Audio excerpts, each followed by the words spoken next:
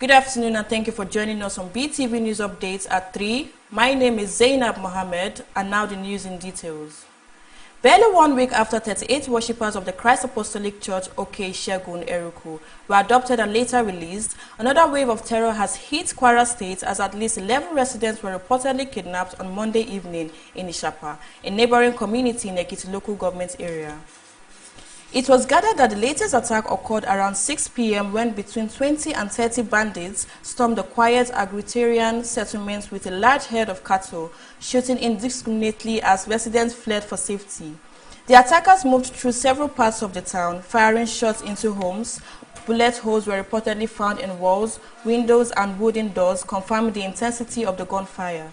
A community leader who spoke to newsmen under strict anonymity confirmed that 11 persons were adopted, with 7 of them belonging to a single family.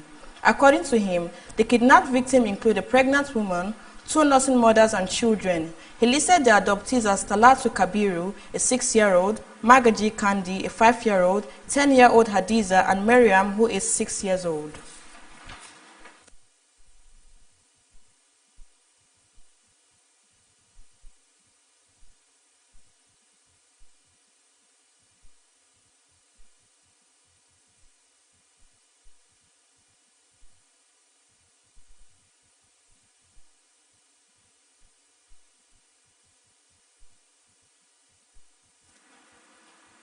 Members of the Senate Committee on Downstream Oil and Gas visited the 650,000 barrel per day Dangote refinery in Ibeju Lekki, Lagos, to evaluate its distinctive features and determine the legislative support it may require.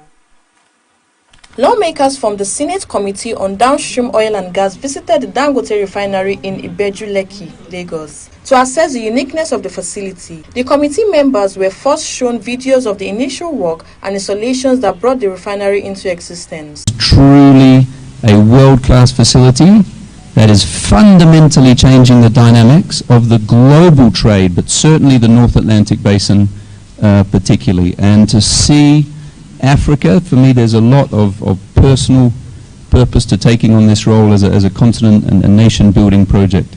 To see private capital being deployed in Africa to develop your own resources is extraordinary. The tour of the refinery began at the fertilizers plant, which is being positioned to become the world's largest producer of urea. The senators expressed amazement at its production processes. The visitors were also taken to the central laboratory, where distilled products are tested and processed. Managers of the Dangote refinery explained that they produce the highest grade of petrol, regarded as among the best globally.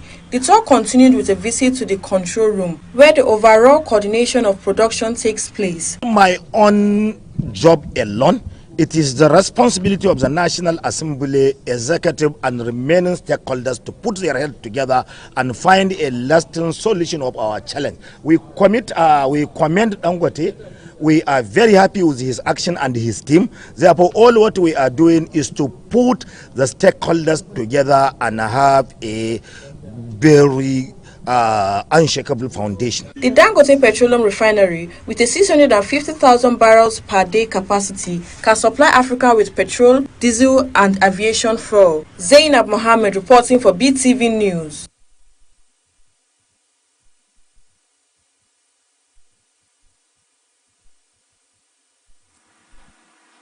An FCTA High Court in Life Camp Abuja has adjourned the trial of Nigerian rapper Tochukwu Ojugu, popularly known as Odumodu Black, in a case of assault and battery until 26 November. Nigerian musician Obegiri Levy filed the suit against Odumodu Black, alleging that he was violently assaulted and battered on 16 December last year at a public event. Justice J. Adeyemi Ajayi fixed the new date after being informed that the defendant had been served with all necessary documents but had not filed any response. The claimant alleged that the defendant's action constituted assault, battery, and intentional infliction of emotional distress, and sought an order directing the defendant to pay his medical expenses and damages for emotional distress.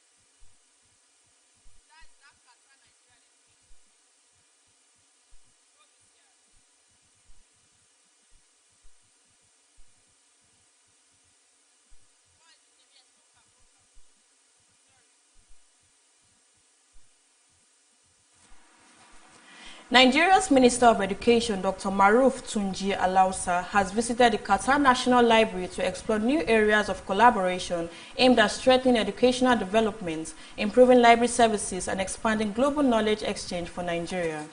During the visit, Dr. Alausa was received by the President of the Qatar National Library, Ahmad bin Abdulaziz, on the sidelines of the World Innovation Summit for Education. The visit aligns with renewed efforts by the federal government to complete and modernize the long-delayed National Library headquarters in Abuja, a landmark project stalled for over 4 decades.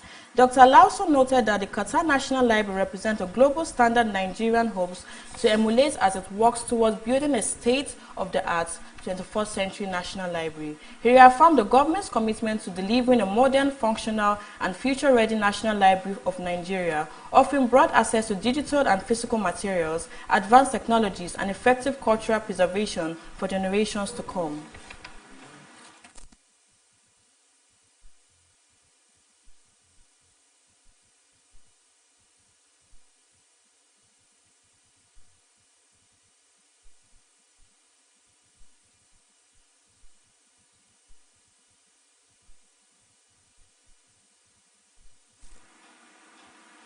Former Lagos State Governor Akiwumi Ambode has urged the federal government to engage more tax professionals in the rollout of the new tax law.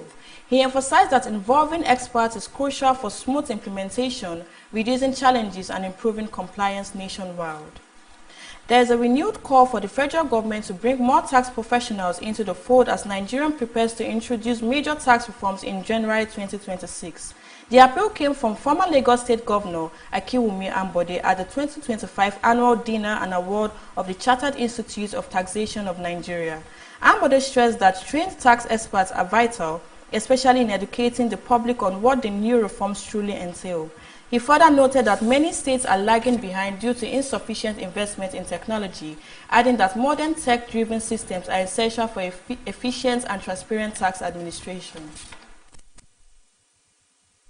In my community, the tax reforms should result in more money for the states and local governments, which will in turn drive genuine changes and developments in these places.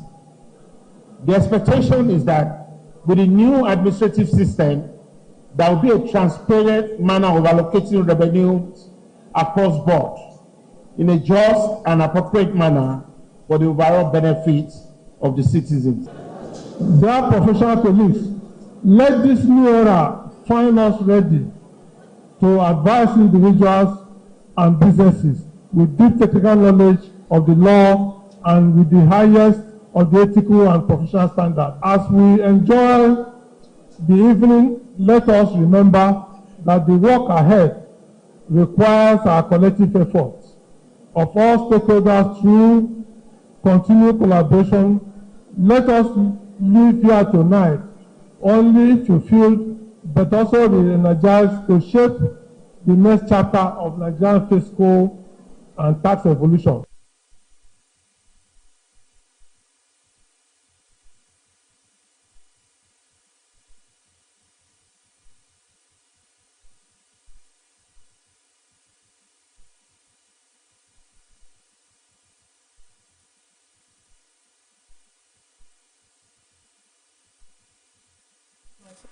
Edo State government has appealed to President Bola Ahmed Tinubu to, as a matter of urgency, direct the National Boundary Commission to immediately resolve all boundary disputes between Edo and neighboring Delta states.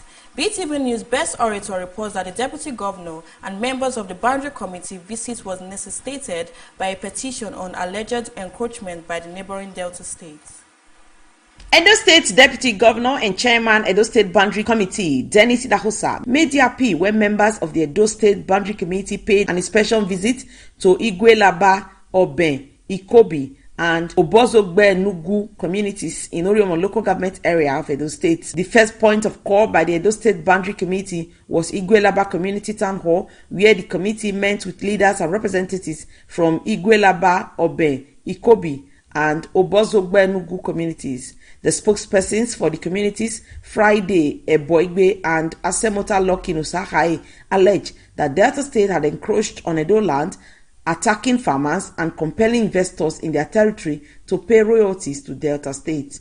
To highlight the security situation in our communities, most especially regarding the herders to farmer clashes, which have resulted in several deaths, insistent rape cases, and kidnapping. We appeal to you, sir, as the Deputy Governor of Edo State. From time to time, most of the people, they always come to the farm, arising every other person. The most of them is the one saving them. That to the extent that they don't share even the labor slot to Delta State. The committee members, led by its chairman, Right Honorable Dennis Idahosa, thereafter visited the various communities, including River Jamisi, which was said to be the boundary between Edo and Delta States.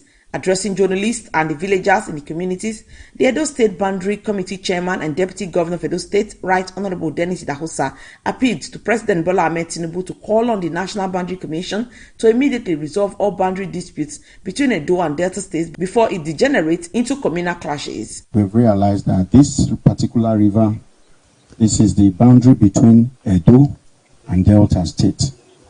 On this way, we have Edo State. Behind the river is Delta State. And the name of this community is called Ubakele. Correct? Yes. Ubakele. And you can see the previous structures by AT&P. And this land is clearly for Edo State. We want to thank all the community people that we've seen, the settlers, and we want to beg that they continue to maintain peace pending the determination of National Boundary Commission. At this point, I want to beg and appeal to the President of the Federal Republic of Nigeria. We know you are a president that enjoys and that believes as well for peace, equity, fairness, and justice. So we know and we are appealing that you will use all the necessary agencies that are in charge of land demarcation to quickly swing into action to ensure that the right thing is done. The issues that we are facing in Edo is because of all these assets, the mineral resources. The Edo State Boundary Committee Chairman had vowed that the state government will reclaim all government land or properties allegedly ceded to political or business associates by the previous administration. Best Orator reporting for Beetv News.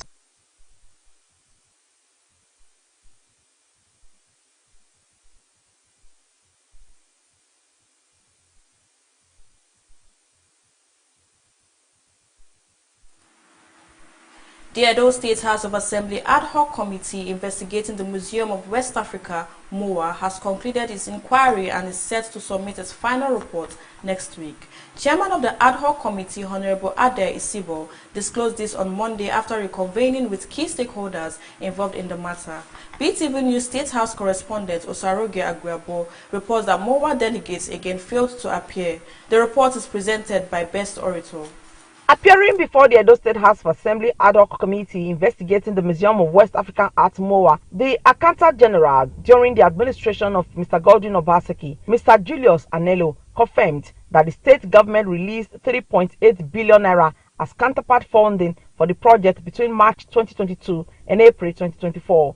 He said the funds were expected to motivate international donors to invest in the museum project. Mr. Anelo told the committee that no record, voucher, or receipts of the alleged donor funds exist in the state treasury. To activate expected, funds from donor agencies and relevant stakeholders, but to our knowledge, the voucher that came was a request for payment, and that is the extent to which the treasury was involved. A representative of the Benin Royal Museum, Prince Agatise Erediawa, accused the former governor of Edo State, Mr. Godwin Obaseki, and others of hijacking the original Benin Royal Museum. He noted that donors grew skeptical after realizing the Oba of Benin was not directly involved in the renamed MOA project. Prince Erediawa also drew the lawmakers' attention to a video recorded years ago in which the then governor, Godwin Obaseki, promised to build a Benin Royal Museum as a gift to the Oba of Benin, His Royal Majesty Omonobane Dukwa Polokpolo AY II, and clearly noted that the Oba had no connection with Moa. The journey should be called to account for their roles and motivation for completion chairman and other donors to cooperate to scavengers. On that occasion, His Majesty cautioned the German delegation that comparatively was not in collaboration.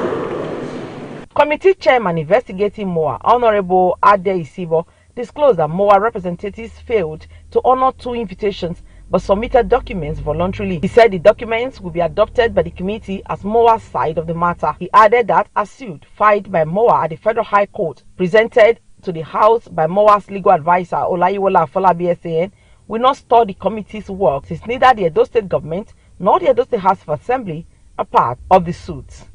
Honorable Isibo noted that the committee's findings are expected to shape the next steps in resolving the mounting controversy surrounding the museum project, with the final report scheduled for submission to the House next week. The Edo State House of Assembly and the Edo State government are not involved in any litigation, in any courts in the Federal Republic of Nigeria with regard to the issue of Moa. Meanwhile, the ad hoc committee investigating the financing of the Radisson Blu Hotel directed the Permanent Secretary of the State Ministry of Finance, Mr. Bernard Aigbe, to furnish the committee with necessary documents detailing the exact amount of money channeled into the construction of the Radisson Hotel on Wednesday. This follows concerns raised by committee members over several documents submitted explaining government funds spent on the project, which the lawmakers claimed were fraudulent and used to siphon the state government funds. The majority leader of the State House of Assembly and chairman of the ad hoc committee investigating Radisson Blu Hotel, Honorable Jonathan Ibamawo, during the hearing on the payments made on the construction of the hotel, said the documents presented by the Permanent Secretary were not detailed enough in explaining funds allocated to the construction of Radisson Blu Hotel. Also, Honorable Ade Isibo, a member of the committee, queried the rationale behind signing off several documents relating to the financing of Radisson Blu Hotel, yet Edo only has 20% equity in the project, having paid over 20 billion naira. Yet, River Jameson, a private entity, owns 80% equity without any payment made. All these payments we want proof of payments. We want to see evidence. I want to be taking Edo State money, you know, your boss by your company. Edo State money, this is not money that is just there. This is money that is borrowed. We will pay this money till 2030. This money will pay till 2030. Are you going to finish with the 2030? The committee also engaged with the Shapoji Paloji Nigeria Limited, responsible for hotels, electrical and mechanical work. The company delegates, led by the contractor's manager, said they had received about 19 billion naira out of the total sum of 29 billion naira for contract, and claimed that they have completed 70% of the work. Committee members disagreed, stating that the progress does not reflect the funds received, and summoned the company's managing director to appear before the committee in the next sitting. I need you to tell this committee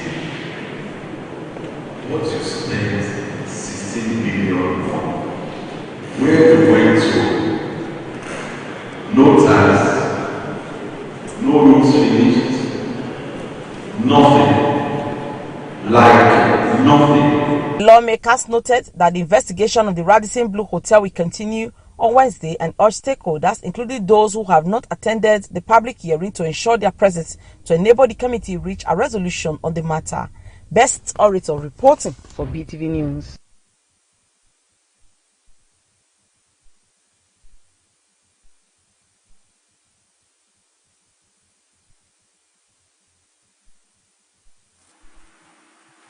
Nigeria has signed a memorandum of understanding with Brazil's largest pharmaceutical group, EMS, to strengthen local drug manufacturing, enhance technology transfer, and support industrial growth within the country's healthcare value chain. The Coordinating Minister of Health and Social Welfare, Professor Mohammed Ali Patey, witnessed the signing ceremony between the Presidential Initiative for Unlocking the Healthcare Value Chain, Brazil's EMS Group, and Oaks Medicinal Limited. The agreement establishes a framework for Project Oak, a WHO GMP-compliant pharmaceutical manufacturing facility and life sciences innovation hub to be developed in Nigeria. In this space, we have a large growing local pharmaceutical industry. We had 120 when we started 2 years ago. Now there are almost 200 local pharmaceutical manufacturers in Nigeria. And we expect more, because I'm sure Brazil has thousands perhaps.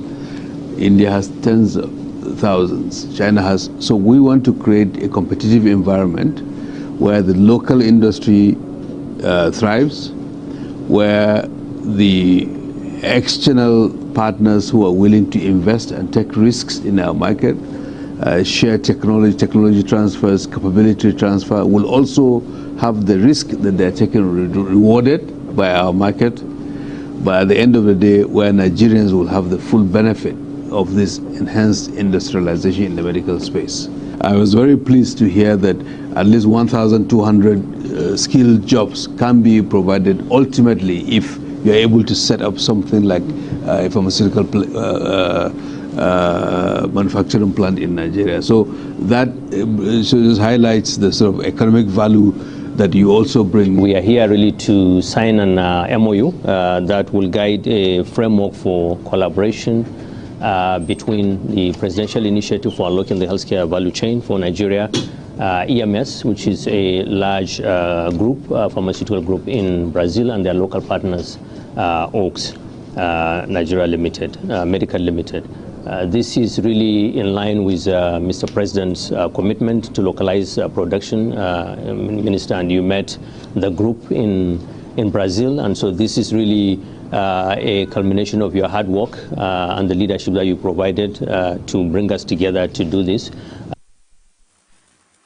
The partnership builds on President Bola Tinubu's recent visit to Brazil and advances discussions held with President Lula da Silva on deepening cooperation in pharmaceuticals and strengthening Nigerians' capacity to produce essential medicines locally.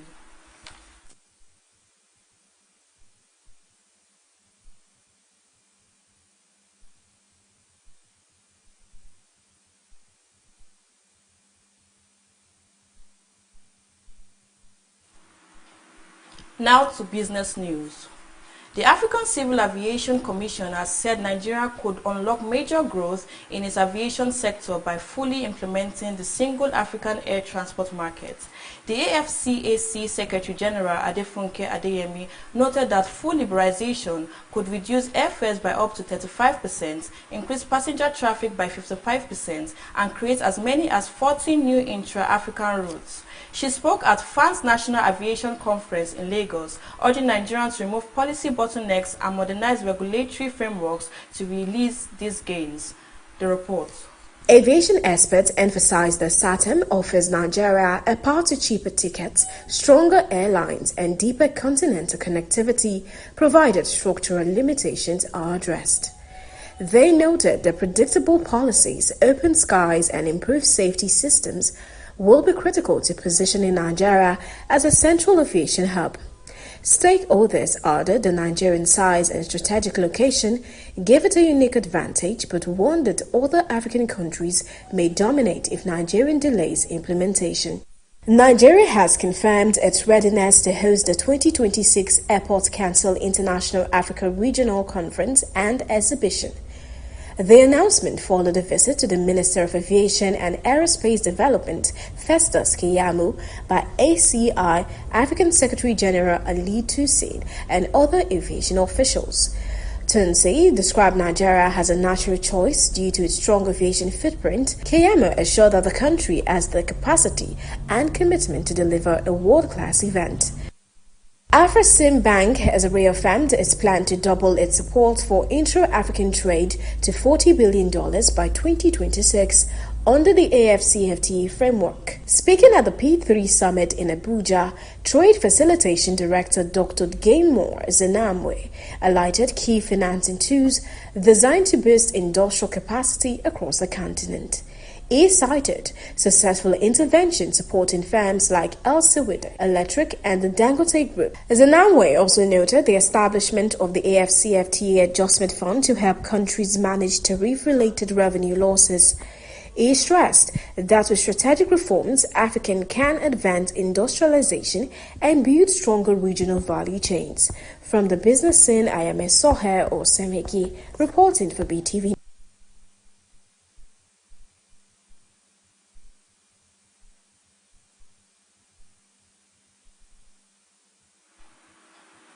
As living costs continue to climb across the United States, more Americans are turning to food pantries and charitable organizations to make ends meet. The surge comes despite President Trump's repeated promises to lower consumer prices and ease the financial burden on families. The report.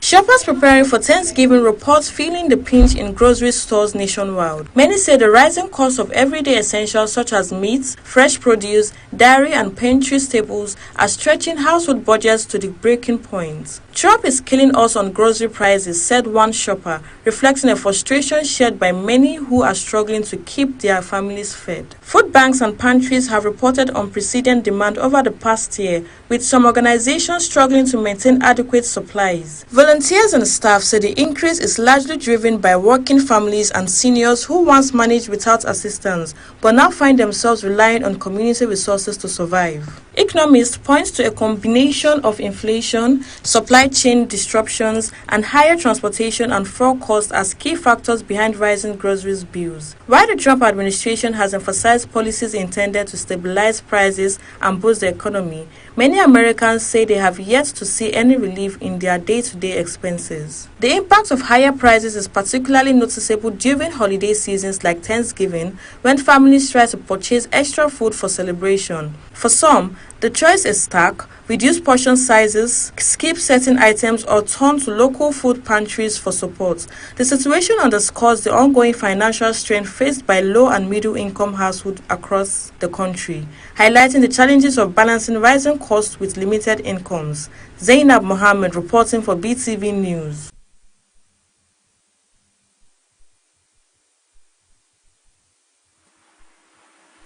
Nigerian comedian Igo Save has reacted to President Bola Tinubu's announcement that 38 church members adopted in Kwara State and 51 students kidnapped in Niger State were successfully rescued.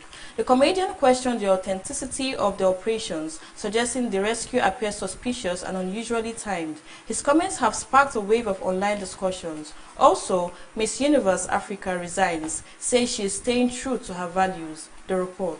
Observers noted that Igo Sei's remarks underscore growing public skepticism about rescue operations and the government's communication around security issues. They added that the comedian's comments reflect wider concerns about transparency, especially as insecurity continues to affect several regions of the country. In another development, the Ogun State Ministry of Justice says it will prosecute TikToker DJ Chicken after a series of reckless driving incidents, including a crash in Shagamu that injured 2 people. The ministry said he attempted to flee the scene and has since been involved in 2 additional crashes within 2 months.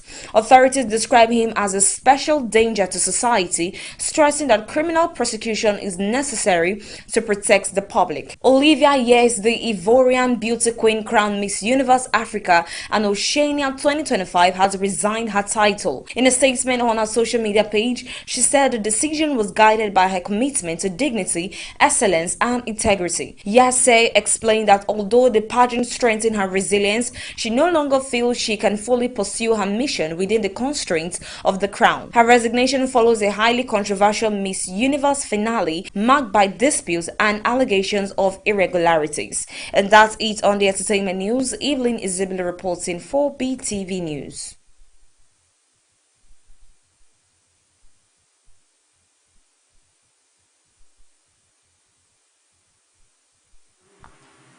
Now to sports news. Manchester City manager Pep Guardiola will be without 2 key players when his team faces Bayern Leverkusen in the UEFA Champions League on Tuesday night due to injury. Guardiola spoke at his pre-match press conference on Monday ahead of the Leverkusen clash. The 2 players are midfielders Rodri and Mateo Kovacic, who are still recovering from injury. Guardiola's side head into the game following a 2-1 defeat to Newcastle United in the Premier League at the weekend. Manchester City have won the Champions League once under Guardiola in 2023 after beating Inter Milan 1-0 to the final.